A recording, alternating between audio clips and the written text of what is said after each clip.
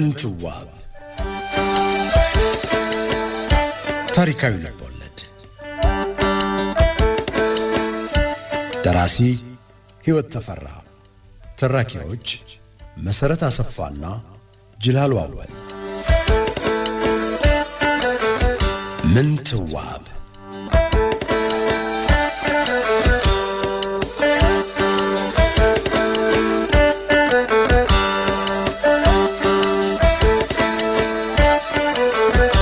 እንዴት ቆያችሁ አድማጮቻችን? ጥላዬ ድንቅ የመመረቂያ ሥራ ሰርቶ ልሂቃኑን አስደመመ። በእጅጉ የኮሩበት መምህሩ የቀደመህ የለም የሚደርስብህም ይዘገያል፣ አንተ የስዕል ንጉሥ ነህ አሉት። ማንም እንዲህ ተደንቆና ተሞግሶ አያውቅም። ስሙም ተቀየረ፣ ስሙር ተባለ። ጥላዬ ከቀየው የወጣው የልቡን ንግሥት ስለተቀማም አይደል? በስዕል መንገስ ግቡ ነበር፣ ተሳካለት፣ ነገሰ። በሌላ በኩል የተሳካና ሕዝቡ የተጠቀመበትን የነ ምንትዋብን አስተዳደር ዝና ቢሰማና ቢደሰትበትም ምንትዋብን ግን ስለተቀየማት ሊያገኛት አልፈለገም። ግን ደግሞ በአቋሙ መጽናት አልቻለም፣ ልቡም አልቆረጠም። ምን ሊያደርግ አስቦ ይሆን? እስኪ ምንትዋብ ታሪካዊ ልቦለድ ትረካ ክፍል 33 እናድምጥ።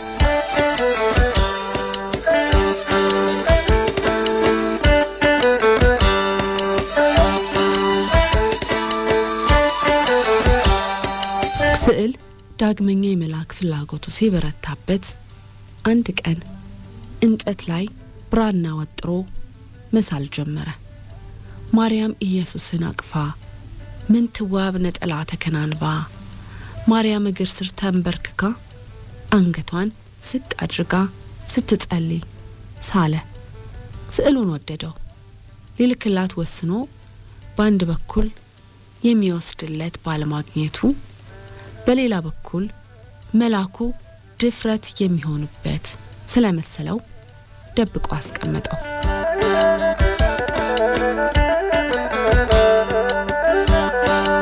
ከዕለታት አንድ ቀን ያልታሰበ ነገር ገጠመው።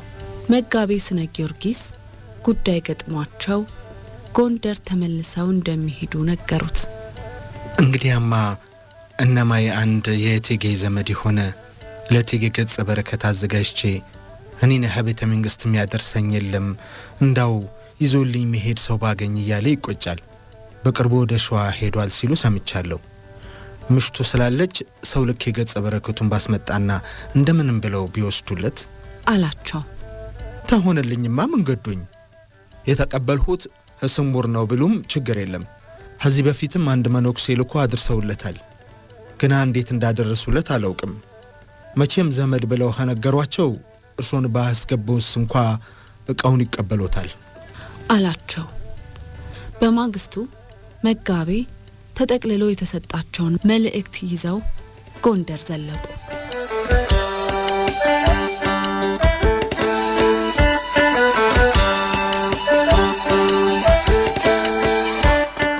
የ18 ዓመቱ ብርሃን ሰገድ ኢያሱ በትምህርት የበሰለ፣ በአስተሳሰቡ የበለጸገ፣ በመልኩና በአቋሙ ያማረ ሆነላት።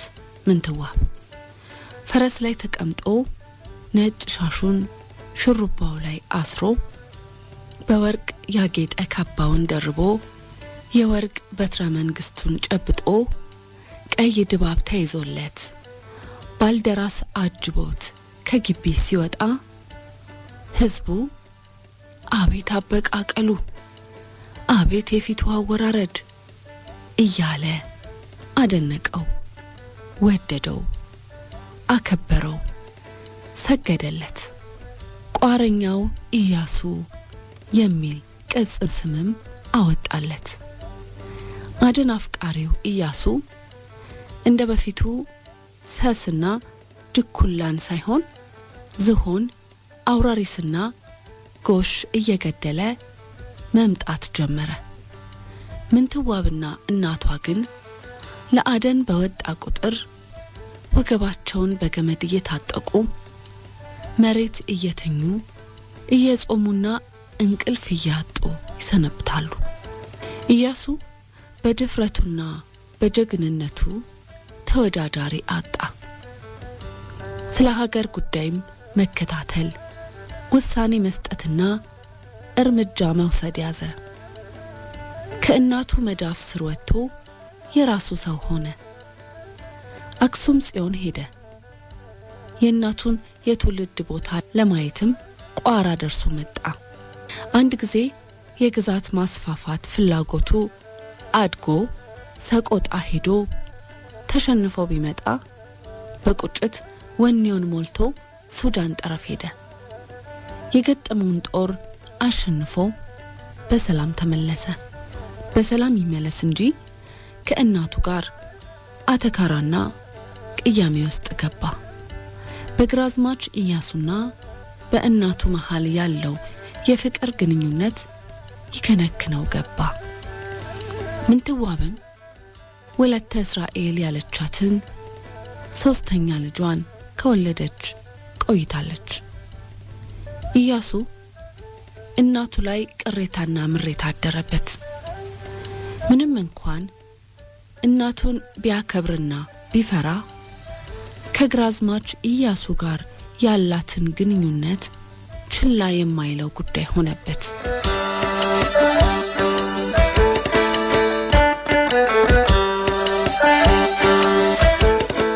ፀሐይ መግቢያ ላይ ነው። እናትና ልጅ ቤተ መንግስት እንግዳ መቀበያው ክፍል ተቀምጠዋል። ኢያሱ ነገር ሲገባው ታውቃለች ምንትዋብ። ገና ኢያሱ ጋር ሲልና ሲጠጣበት የነበረውን የወርቅ ዋንጫ ሲያስቀምጥ የንግግራቸው አቅጣጫ ወዴት እንደሆነ ገባት። ኢያሱ ጋር ባለሽ ግንኙነት ሰው ሁሉ ያማሻል። ቀደምዬ በሰማም እድሜም ገና ስለነበር ፈርቼ እስተዛሬ በዝምታ ቆየው አላት። ኢያሱ አባትህ እኮ ሲሞቱ እድሜ ገና ነበር፣ ብቸኛም ነበሩ። ልጆች መውለድ ፈልግ ነበር። ደሞስ እንዲህ አለው በእኔ ተጀመረ አለችና ለራሷ ዛዲያ እንዴት ልሁን? ሰው ማን ይቀረ? እቴጌ ያሉኝ እንደው ሰውም አይደለው እንዴ? ሰማውን ዛዲያ ትርጉሙ ምኑ ላይ ነው ስትል መናገር ሲጀምር ቀና አለች። የመጀመርና ያለ መጀመር ጉዳይም አይደል አለ እናቱ ላይ አድርጎ በማያውቀው መንገድ ፊቱን አኮማትሮ። ከሷ ስሜት በላይ ክብር የሚባል ነገር አለ። መልስ አልሰጠችውም። ስሜቱ እንደተጎዳ አውቃለች። እባክህ አምላኬ ከልጄ ጋር እንዳልጣላ ትዕግስት ስጠኝ አለች። ኢያሱ አንደኛ ያክስቴ ልጅ ነው ሲል ቀጠለ። የአባቴ የወለተ እስራኤል ልጅ እኮ ነው። አባቴ ክብርስ ቢሆን ስለምን ይነካል? ላንቺም ቢሆን ነውር ነው። ስለምንስ ስማችን በዚህ ይነሳል? መልካም ስምሽንስ ለምን ታጎድፊያለሽ? ግራማች በትዩም ሰው አሁንም ምልምል ኢያሱ ነው የሚለው። ከዚህ ወዲያ ውርደት መናል። ንግግሩ ጎመዘዛት።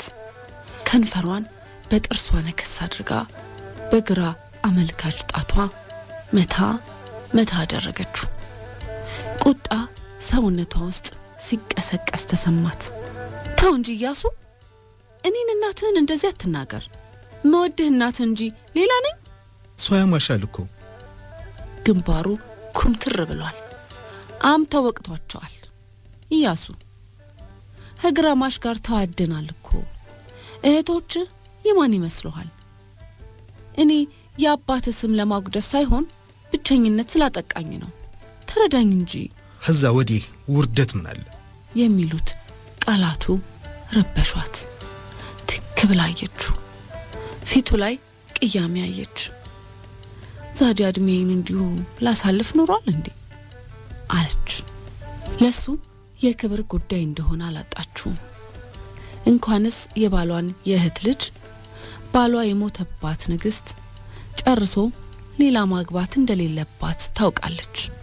ግን ደግሞ ውጣ ወረድ ከበዛበት የቤተ መንግስት ህይወት ዘወር ብላ የምትዝናናበትና ሐሳቧን የምትካፈልበት ነገር ባለመኖሩ አንድ ቀን ከልጇ ጋር የሚያቃቅራትና አልፎም ሊያጣላት የሚችል ነገር እንደሆነ ብታውቅም አድርገዋለች። ከልጇ ጋር ይህን ያህል ጠንከር ያለ ንግግር ተለዋውጠው ስለማያውቁ ቅር ብትሰኝም የምትወደውንና የምትሳሳለትን ገራሙን ልጇን መቀየም አልሆነላት። ቅሬታና ቅያሜ በሆዷ አምቃ መሄድ አልፈለገችም። የአባቱ ብቻ ሳይሆን የእሱ ብሎም የእሷ ክብር እንደተነካበት ስላወቀች ትችቱን ተቀብላ ዋጥ ማድረግ ፈለገች። በራሷ አምሳል ቀርጻ ያወጣችው ቢመስላትም እየተመካከረች ሲሻትም እየተጫነችው ያሳደገችው ልጇ ብሩህ አእምሮ ያለውና በራሱ አስተሳሰብ የሚመራ መሆኑን በመገንዘብ ልቧ ላይ ሊሰርጽ የቃጣውን ቅሬታ ለመክታት ታገለች። ለብቻው ለመግዛት እድሜው ቢፈቅድለትም ለሷ ካለው ፍቅር አክብሮትና ፍራቻ ጭምር የሷን የበላይነት ተቀብሎ መኖር እንደቻለ ተገነዘበች። እሱም ቢሆን ከስልጣኗ ለማውረድ የሚያስችለው በቂ ምክንያት የለውም። እንዲያውም የሱ መንግስት በሷ ብርታት ጥበብና ዘዴ የተሞላው አመራር መደላደሉን አንዳንድ መኳንንት ቋረኞች ላይ ያላቸውን ጥላቻ አርግባ ተስማምታና አስማምታ መቆየቷን ከአንዴም 2 ጊዜ የተቃጣባቸውን አመጽ ድል መቀዳጀታቸውን ሌሎችን ደግሞ በሰላማዊ ድርድር እየፈታች ሰላም እንዲሰፍን ማድረጓን ይገነዘብ እንደሆነ ራሷን ጠየቀች። ይህን ልታስታውሰው ግን አልፈለገች። ዝም ብላ ተቀመጠች። ተነስቶ ሲወጣ በተለመደው የእናትና የልጅ ፍቅር አልተሰነባበቱ።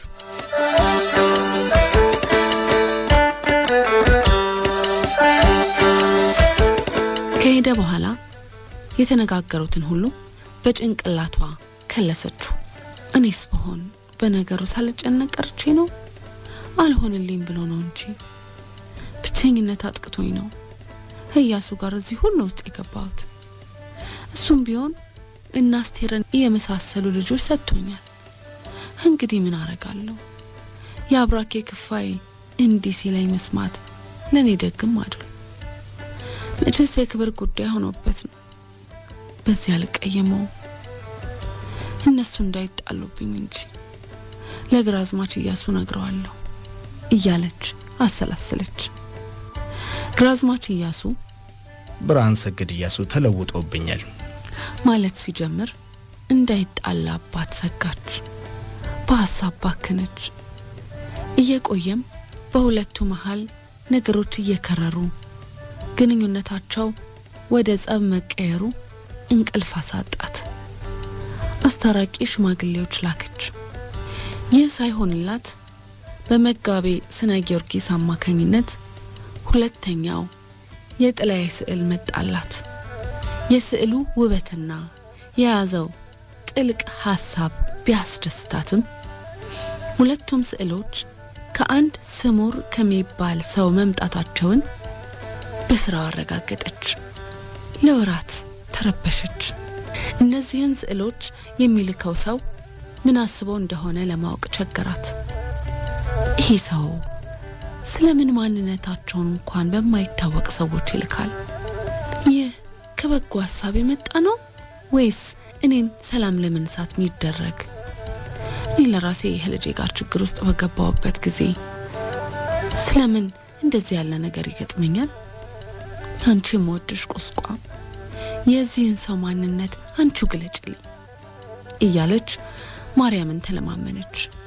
ለሌላ ሰው የማታዋየው ምስጢር ሆኖባት ስዕሉን በመጣበት ጨርቅ መልሳ ጠቅልላ ከበፊተኛው ስዕል ጋር ደብቃ አስቀመጠችው።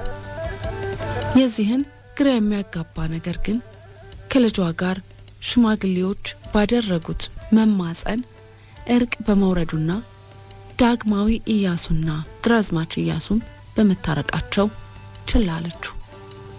ከናካቴውም ረሳችሁ።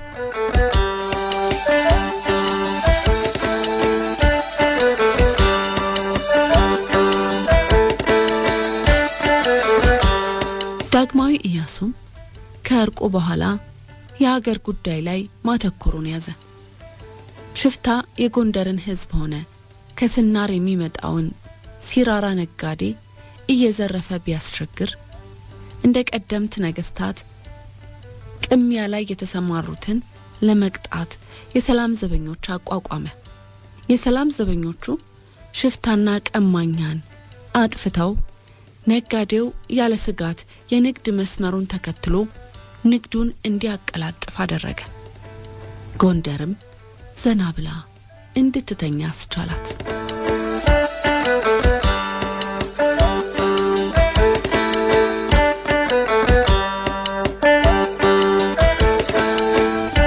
የቁስቋም ግንባታ ካለቀና ከልጇ ከኢያሱ ጋር እርቅ ካወረደች በኋላ ምንትዋብ ታስገነባ ያሰበችውን ሁሉ ማስገንቢያ ሰዓቱ አሁን ነው አለች። እሷና ዳግማዊ ኢያሱ የግንባታ ስራውን እንዲቆጣጠሩ ከሾሟቸው ከነ አዛዥ ማሞ ጋር ምክክርና ዝግጅት አደረጉ። አጼ ፋሲለደስ ቤተ መንግስት ቅጥር ግቢ ውስጥ የሷ ቤተ መንግስት እንደተደረገው ሁሉ ከዳባት የመጣ ኖራ ተቃጥሎ ከቅባታማ እህሎች አጃ ከመሰሉ ጥሬዎች ቅንጭብና ቁልቋል ከመሳሰሉት ፈሳሾች ጋር ተቦክቶ እንዲብላላ ለወራት ተቀመጠ። ለግንባታ መሳሪያዎች ማስቀመጫ ህንጻ ተሰራ። 1000 ግንበ ገፊዎች 500 በአንድ ቀን ሌሎች 500 በሚቀጥለው ቀን እንዲሰሩ ሆኖ ግንባታው በፍጥነት ተጀመረ። አካባቢው በግንበኛው፣ በኖራ አንጣሪው፣ በእንጨት ቀራጩ፣ በለሳኙና በሌሎችም ተጣበበ። ሁሉም በየስራው በታላቅ ትጋትና ቅልጥፍና ተሰማራ። ሳንቃ መስሪያና የግንቦች መወጠሪያ ጠንካራና ግዙፍ የሆኑ ግማርዳ፣ ጥድ፣ ዝግባ፣ ወይራና ድንበቃ አይነት እንጨቶች ከአርማጭሆ ከወልቃይትና ከመሳሰሉት ቦታዎች እየመጡ ምንትዋብም ከአናጢዎቹ ጋር አብራ ጥሩን እየመረጠች የግንባታ ዝግጅት ተጀመረ። እናትና ልጅ በየቀኑ እየተከታተሉ ገላ መታጠቢያና መጸዳጃ ክፍል ያለው መግቢያው ላይ 2 ክብ የድንጋይ ቅርጾች የቆሙለት ከጎኑ የተለያዩ ክፍሎች ያሉት ባለ 2 ፎቁ የሷ ቤተ መንግስት ተገንብቶ አለቀ። ዳግማዊ ኢያሱ እዛው በነበረበት ፋሲለደስ ቤተ መንግስት ቅጥር ግቢ እናቱ ባሰራችው ቤተ መንግስት ውስጥ ሲቀር ምንትዋብ ወደ ቁስቋም ተዛወረች።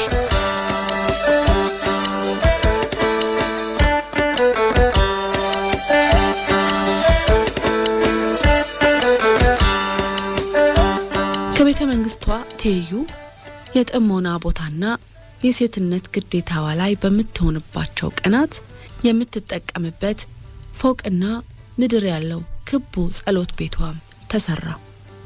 ቤቱ የጎደለ ነገር እንዳለው ሲሰማት አንድ ጠዋት ረፋዱ ላይ መላከ ፀሐይ ሮብዓምን እልፍኟ አስጠራችው። እሷ በወርቅ የተለበጠው ወንበሯ ላይ ተቀምጣለች። እጅ ነስቶ ሲቀመጥ ወርቀ ዘቦ ለብሶ የተቀመጠው ጠረጴዛ ላይ ጠጅ ቀረበለት።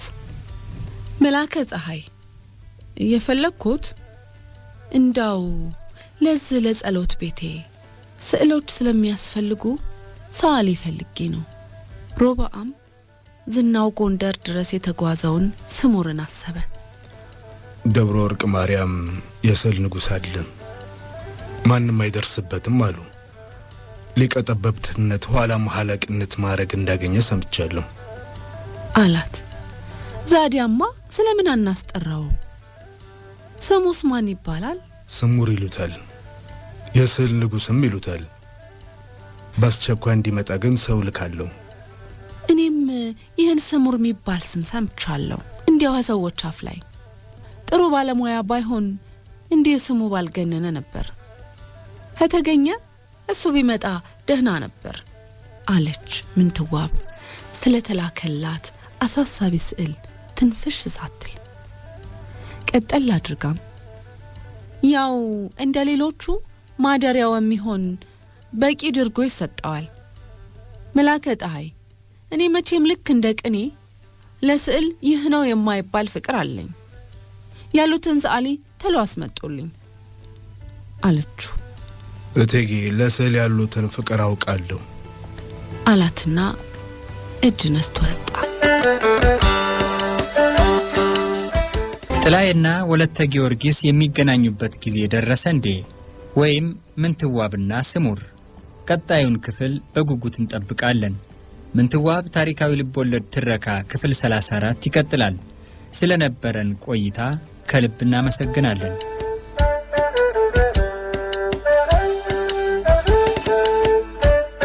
ምንትዋብ ታሪካዊ ልቦለድ። ደራሲ ሕይወት ተፈራ። ተራኪዎች መሰረት አሰፋና ጅላሉ አወል። ምንትዋብ